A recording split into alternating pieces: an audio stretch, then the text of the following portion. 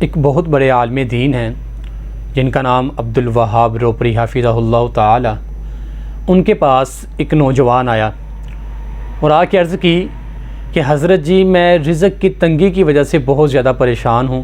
ایک فیکٹری میں ملازمت کرتا ہوں، لیکن جو پیسے مجھے ملتے ہیں، جو سیلری مجھے ملتی ہے، اس میں میرے گھر کا نظام ٹھیک طریقے سے نہیں چل سکتا، بہت زیادہ پریشانی ہے۔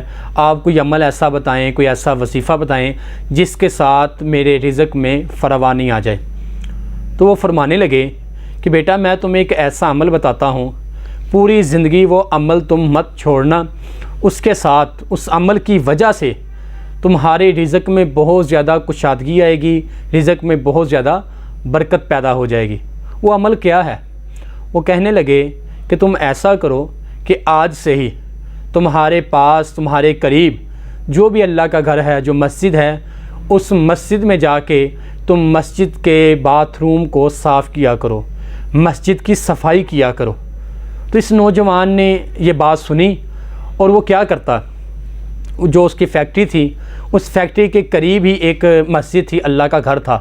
جب لوگ رات عشاء کی نماز پڑھ کے اپنے گھروں کو چلے جاتے تو یہ کیا کرتا، یہ نوجوان دیوار پھیلان کر کہ کسی کو پتہ بھی نہ چلے مسجد میں داخل ہوتا، ساری مسجد کی صفائی کرتا، باتھ روم اچھے سے صاف کرتا اور واپس دیوار پھیلان کر وہ چلا جاتا۔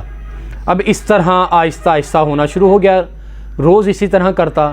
اب مسجد کے جو لوگ ہیں وہ جب صبح آتے فجر کے وقت، وہ دیکھتے مسجد رات اس طرح نہیں چمک رہی تھی، اس طرح صاف نہیں تھی جس طرح یہ مسجد اب صاف دکھائی دے رہی ہے۔ یہ کون ہے جو رات کو صفائی کر کے چلا جاتا ہے؟ اس طرح انہوں نے کوشش کی کہ ہمیں پتہ چل سکے، لوگوں سے پوچھا۔ وہ نوجوان بھی وہیں ہوتا، لیکن اس نے یہ نہیں بتایا کہ یہ کام میں کرتا ہوں، کیونکہ وہ اللہ کی رضا کے لیے کر رہا تھا اور رزق میں برکت کے لیے اس نے یہ عمل شروع کیا تھا۔ اب لوگوں نے کہنا شروع کر دیا کہ جی شاید یہ کچھ جنات ہیں جو رات کو آتے ہیں، مسجد کی صفائی کر کے چلے جاتے ہیں۔ تو یہ ایک آواز سی اٹھنا شروع ہو گئی، لوگوں میں یہ بات اپنا شروع ہو گئی کہ شاید یہ جنات مسجد کی صفائی کر کے جاتے ہیں۔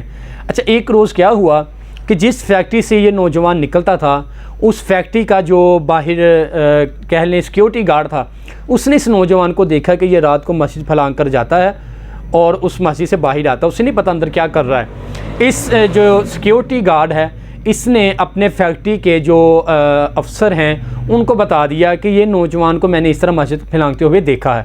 وہ جو افسر ہے مسجد کا، جو فیکٹری کا، اس نے اس نوجوان کو بلایا کہ تم کیا کرنے جاتے ہو؟ کہتا جی میں نہیں بتا سکتا۔ کہتا بتاؤ نہیں تو میں تمہیں اس نوکری سے نکال دوں گا۔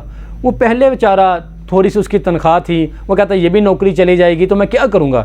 اس نے کہا بات میرے اور اللہ کے درمیان تھی، لیکن اب آپ اتنا مجبور کر رہے ہیں تو میں آپ کو بتا دیتا ہوں۔